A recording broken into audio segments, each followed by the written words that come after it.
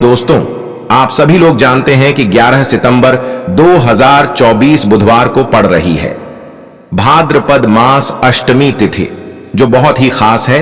और दोस्तों, ये वो अष्टमी है जो कि भाद्रपद महीने में बुधवार को पड़ रही है, तो इस दिन का महत्व और भी अधिक बढ़ जाता है। दोस्तों, इसी दिन किया जाने वाला पंडित जी द्वारा बताया गया एक लाल फूल और एक सफेद फूल वाला उपाय आप लोगों को जरूर करना चाहिए, क्योंकि दोस्तों ये एक ऐसा उपाय है जो कि हर दिन नहीं किया जाता। भाद्रपद महीने में जो अष्टमी आती है उसी दिन किया जाता है।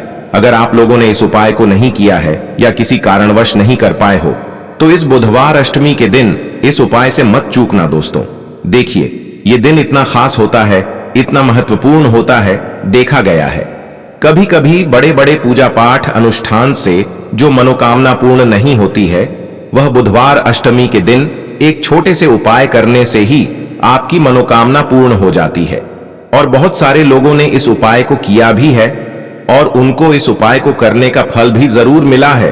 अगर आप लोग भी इस उपाय को इस बुधवार अष्टमी के दिन करना चाहते हैं, तो आप इस उपाय को पहले अच्छे से समझ लेना, सुन लेना, उसके बाद करना। आपको इस उपाय का फल जरूर मिलेगा, आपकी सभी मनोकामनाएं पूरी हो जाएंगी। दोस्तों, हम आपको यहां पर बता दें कि यह जो एक लाल फूल और एक सफेद फूल वाला उपाय है, यह उपाय पंडित जी ने अपनी अभी की ही गुरुग्राम की शिव महापुराण की कथा में ही बताया है। और इस उपाय को करने से आपके घर में चाहे किसी भी प्रकार की दुख और समस्या क्यों ना चल रही हो, आपको उसका कारण भी नहीं पता है कि भाई ये समस्या किस कारण से चल रही है, उसका कुछ भी कारण हो सकता है। जैसे पितृदोष हो सकता है, काल सर्प दोष हो सकता है, या किसी भी तरह का मंगल दोष भी हो सकता है, और भी बहुत तरह के दोष होते हैं, कुछ भी हो सकता है। पर आपको इस उपाय को करने के लिए अपने दोष को पता लगाने की भी जरूरत नहीं है। आपके घर में किस कारण से इतनी दुख और परेशानी आ रही है, वह भी आपको पता लगाने की जरूरत नहीं है। बस बुधवार की अष्टमी के दिन इस उपाय को कर लेना, क्योंकि इसी एकमात्र उपाय को करने से आपके पूरे घर परिवार में सुख और शांति हो जाएगी। आपके घर में अच्छे अच्छे काम होने लगेंगे। आपकी जो भी मनोकामना होगी वह भी धीरे धीरे करके पूर्ण होना शुरू हो जाएंगी। अब हम समझते हैं इस एक लाल फूल और एक सफेद फूल वाले उपाय को आपको करना कैसे है, किसको करना है, किस समय करना है और कैसे करना है। देखो, उपाय बिल्कुल आसान है, बस समझने वाली बात है। ध्यान से समझिए, उसके बाद ही आप लोग जो है इस उपाय को जरूर कीजिएगा। सबसे पहली चीज हम लोग ये समझते हैं कि इस एक लाल फूल और एक सफेद फूल वाले उपाय को इस आने वाली अष्टमी के दिन किसको करना है। तो देखिए, इस उपाय को घर के सभी सदस्यों को करने की बिल्कुल भी जरूरत नहीं है। घर में से कोई एक मुख्य बड़ा सदस्य ही इस उपाय को करेगा, तो उस घर परिवार के सभी सदस्यों को इस उपाय को करने का फल मिल जाएगा। पर वो बड़ा सदस्य कौन होगा, कौन व्यक्ति इस उपाय को करेगा, तो यहां पर देखिए, हम आपको बता दें, घर की जो बड़ी माताएं बहनें होंगी, घर की बड़ी माताओं बहनों में से कोई भी एक माता बहन इस वाले उपाय को कर सकती है। अपने पूरे घर परिवार के लिए घर में सभी सदस्यों को इस उपाय को करने की जरूरत नहीं है। मात्र घर की जो बड़ी माताएं बहनें हैं, उनमें से कोई भी एक माता बहन इस वाले उपाय को करेगी, तो उसके घर परिवार के पूरे सदस्यों को इस उपाय का फल मिलेगा। अगर किसी कारणवश माताएं बहनें घर में उपस्थित ना हो, या वो इस उपाय को ना कर रही हो, कुछ दिक्कत हो, तो भाई उस जगह पर फिर घर का कोई बड़ा व्यक्ति भी इस उपाय को कर सकता है। माताओं बहनों के कहने का मतलब ये था कि माताएं बहनें घर की लक्ष्मी होती है। जब घर की लक्ष्मी कोई उपाय करती है, तो निश्चित ही भगवान शिव जी बहुत जल्दी प्रसन्न होते हैं और उपाय का फल में बहुत जल्दी और बहुत बड़ा करके भी यहां पर देते हैं। तो आप लोग ये बात समझ गए होंगे। अब हम ये बात समझते हैं, इस वाले उपाय को हमें करना किस समय है। एक लाल फूल और एक सफेद फूल वाले उपाय को हमें इस अष्टमी के दिन करना किस समय है। तो देखिए, इस उपाय को करने का जो समय है, सुबह का समय भी है और शाम का समय भी है। अब देखिए, यहां पर हम मुख्य रूप से सुबह का समय नहीं बोलेंगे, क्योंकि देखिए, ये जो अष्टमी तिथि है, और आप सभी लोग जानते हैं इसका प्रदोष काल का मतलब शाम का जो समय होता है ना, इस दिन भगवान शिव जी का सबसे प्रिय दिन होता है। तो आप लोग इसे एक लाल फूल, एक सफेद फूल वाले उपाय को सुबह के समय भी कर सकते हो और शाम के समय प्रदोष काल में भी कर सकते हो। सुबह के समय अगर कर रहे हो तो 10 या फिर 11 बजे तक भी अगर उपाय करोगे तो भी आपको उपाय का फल मिलेगा। वही अगर शाम के समय कर रहे हो तो इस दिन जरूर शाम के समय का ध्यान रखना कि शाम के 6 बजे से लेकर 7 बजे के बीच में अगर आप इस उपाय को कर सकते हो तो बिल्कुल कर लेना, पूरी कोशिश करना। पर अगर किसी कारणवश इस समय के बीच में ना कर पाओ तो रात 8 बजे तक भी अगर आप उपाय को करोगे तो आपको उपाय का फल जरूर मिलेगा। ये बात आपको समझ आ गई कि आप इस उपाय को सुबह और शाम दोनों समय कर सकते हो। मतलब करना आपको एक ही समय है, घर में से किसी एक ही बड़े व्यक्ति को करना है, पर एक ही बार इस उपाय को करना है, दोनों समय नहीं करना है। आपको जो समय अच्छा लगे आप उस समय पर इस वाले उपाय को कर सकते हैं। तो चलिए जानते हैं इन विशेष उपायों के बारे में। लेकिन उससे पहले जो भी मेरे भाई मेरी प्यारी बहनें आज चैनल पर पहली बार आए हैं या मेरी आवाज आज पहली बार सुन रहे हैं, अगर आप भी महादेव के सच्चे भक्त हैं तो वीडियो को लाइक और चैनल को सब्सक्राइब जरूर कर लें और कमेंट बॉक्स में लिखे हर हर महादेव, ओम नमः शिवाय। देखो, अब सबसे महत्वपूर्ण बात आती है कि इस उपाय को हमें करना किस लिए है।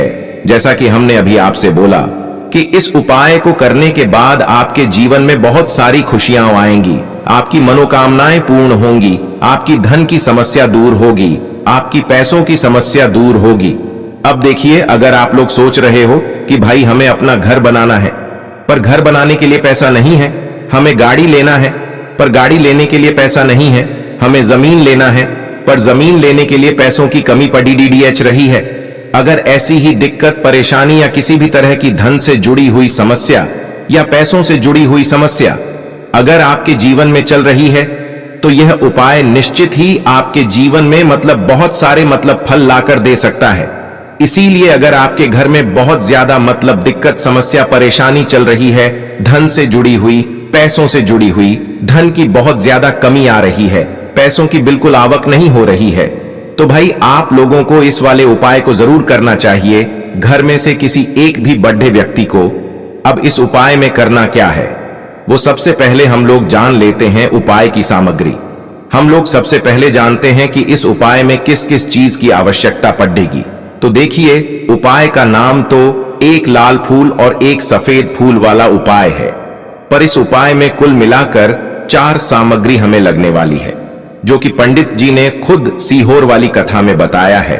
और जो हम आपको उपाय बताते हैं वो पंडित जी द्वारा बताए गए होते हैं, अलग से हम कुछ भी नहीं बताते हैं। तो यहां पर हम लोग समझते हैं कि इस उपाय की सामग्री क्या है।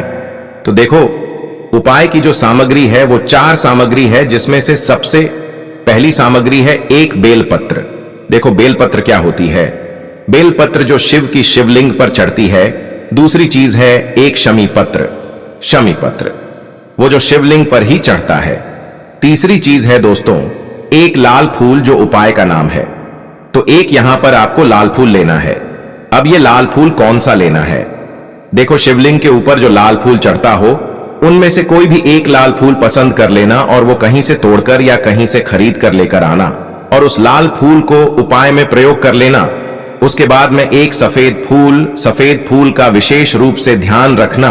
जो सफेद फूल शिवलिंग पर चढ़ता हो सिर्फ वही सफेद फूल लेकर आना, इसके अलावा कुछ मत लेकर आना, लेकिन केतकी का मत लेना। तो एक एक मात्रा में ही आपको ये चारों सामग्री चाहिए। एक बेलपत्र, एक शमी पत्र, एक लाल फूल और एक सफेद फूल। ये चारों सामग्री आप लोग तैयार करके रख ले। प्रदोष काल में या सुबह के समय जब भी आप इस उपाय को कर रहे हैं, जैसे ही आपके उपाय की सामग्री तैयार हो जाती है तो क्या हम सीधा उपाय को करने के लिए इन चारों सामग्री को लेकर उपाय करने के लिए जा सकते हैं? नहीं, तो यहां पर आपको इस बात का ध्यान रखना है कि हम भगवान शिव जी को प्रसन्न करने के लिए तो जा रहे हैं, हम अपनी मनोकामना को पूर्ण करवाने के लिए तो जा रहे हैं, पर हमें यह दर्शाना बिल्कुल भी नहीं है कि हम सिर्फ अपने फायदे के लिए भगवान शिव जी के मंदिर में आए हैं। इसलिए हम इस उपाय को करने के साथ में भगवान शिव जी की पूजन अर्चना के लिए कुछ सामग्री भी जरूर लेकर जाएंगे। जैसे कि सुबह के समय अगर आप उपाय को कर रहे हो इस एक लाल फूल और एक सफेद फूल वाले उपाय को, तो भाई सुबह के समय आपको 1 लोटा जल लेकर जाना है। जो लोग प्रतिदिन शिव जी के मंदिर जाते हैं, पूजन अर्चना करते हैं, जल चढ़ाते हैं, फूल बेलपत्र सब कुछ चढ़ाते हैं, भाई वो अपनी पूजन अर्चना वैसी की वैसी ही करना। बाकी जो सिर्फ उपाय को करने के लिए जा रहा है, जो कुछ भी लेकर नहीं जा रहा है, उसे कम से कम 1 लोटा जल अपने घर से जरूर भर कर लेकर जाना। अगर आप उपाय को कर रहे हो, है ना, क्योंकि इस वाले उपाय को आप भगवान शिव जी की पूजन अर्चना करने के बाद ही करना।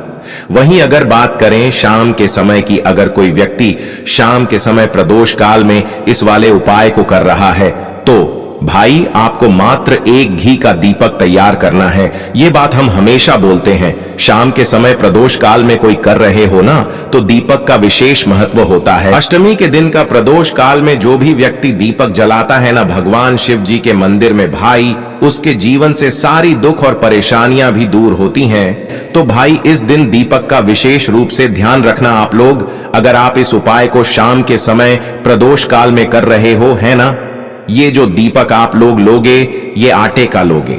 जो आटा आप गूंद दोगे उसके अंदर कुछ भी मत डालना, मात्र साधा आटा लगाकर उसे तैयार कर लेना और 1 मीडियम साइज का दीपक तैयार कर लेना। वो दीपक ना ज्यादा छोटा हो ना ज्यादा बड़ा हो, है ना। उसके बाद में दीपक आपका तैयार हो जाए तो इसके अंदर जो बत्ती रखोगे वो गोल बत्ती रखोगे। देखो गोल बत्ती भी 2 तरह की होगी, एक बाजार की और एक घर वाली। तो कोशिश करना अपने घर में जो रुई रखी हुई है, उस रुई से आप लोग 1 गोल बत्ती अपने ही हाथों से बनाओ। उपाय का फल अच्छा मिलता है। भगवान शिव जी जल्दी प्रसन्न होते हैं। जब हम किसी भी उपाय को अपने हाथों से परिश्रम करके तैयार करते हैं, तो आपको उस दीपक के अंदर 1 गोल बत्ती रख देनी है। इसके अंदर जो चीज आप लोग डालोगे वो डालोगे, लोगे वो डालोगे। शुद्ध देसी गाय का घी, इस बात का विशेष रूप से ध्यान रखना, क्योंकि भगवान शिव जी का सबसे प्रिय दिन और प्रिय समय पर हम लोग इस वाले उपाय को कर रहे हैं। तो थोड़ा सा शुद्ध देसी गाय का घी इतना डालना कि वो दीपक कुछ समय तक चल सके ना। बाजार वाला मिलावटी घी डालना, न भैंस का घी डालना। शुद्ध देसी गाय का घी आपको ढूंढने में थोड़ी मतलब मेहनत लगेगी और महंगा भी मिलेगा, पर गाय के घी से भगवान शिव जी प्रसन्न होते हैं और उसी शुद्ध देशी गाय की घी से घर में बरकत भी बनी रहती है और हमारे घर में सुख शांति भी बनी रहती है। इसलिए इस शुद्ध देशी गाय का घी को अपने घर में हमेशा रखा करो।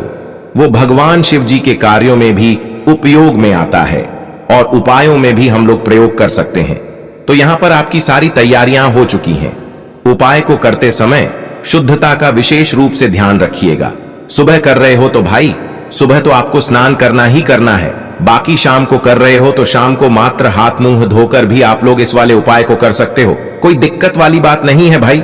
उपाय की पूरी सामग्री तैयार करके और पूजन सामग्री लेकर आपको भगवान शिव जी के मंदिर पहुंचना है, जो आपके घर के पास में हो, जहां पर शिवलिंग विराजित हो, शिवालय हो, वहां पर आप लोगों को पहुंचना है। और जैसे ही आप भगवान शिव जी के मंदिर में पहुंचते हो, वहां जाकर ही उपाय शुरू नहीं करना है। पहले आपको भगवान शिव जी की पूजन अर्चना करना है। पूजन अर्चना कैसे करोगे? सुबह के समय गए हो तो 1 लोटा जल वगैरह जो भी पूजन सामग्री लेकर गए हो, उससे पहले पूजन सामग्री आप लोग मतलब पूजन भगवान शिव जी की कर लो। जो व्यक्ति सिर्फ 1 लोटा जल लेकर गए हैं, वो शिव जी की शिवलिंग पर मात्र 1 लोटा जल एक धारा से धीरे धीरे करके चढ़ा लो, है ना। अपनी पूजन अर्चना आप लोग जो हैं पूरी कर लो पहले। उसी के बाद अगर आप शाम के समय कर रहे हो तो पहले जाकर बैठना है भगवान शिव जी के शिवलिंग के पास में। आप जो दीपक तैयार करके लेकर आए हो, उस दीपक को पहले जलाना है। ये जो दीपक आप लोग जलाओगे ना, ये किसी और की माचिस से मत जलाना, अपनी ही माचिस अपने ही घर से लेकर आना और इस दीपक को अपने ही माचिस से जलाना। अगर आपने मंदिर की माचिस या किसी और की माचिस ले ली, इस उपाय को करने में इस उपाय का फल उस व्यक्ति को भी थोड़ा बहुत मिल जाएगा। इस बात का ध्यान रखना, अपने घर से अपनी ही माचिस लेकर जाना और इस दीपक को जलाना। दीपक को जलाने के बाद भगवान शिव जी की शिवलिंग के पास में रख देना। शिवलिंग के इतना पास में मत रखना कि भगवान शिव जी को आंच लगे। थोड़ी सी दूरी बनाकर ही जो है इस दीपक को शिवलिंग के पास में आप लोग रख दीजिएगा। अब जैसे ही आपकी पूजन अर्चना हो जाती है, भगवान शिव जी के शिवलिंग के सामने या आसपास कहीं पर भी बैठ जाइए।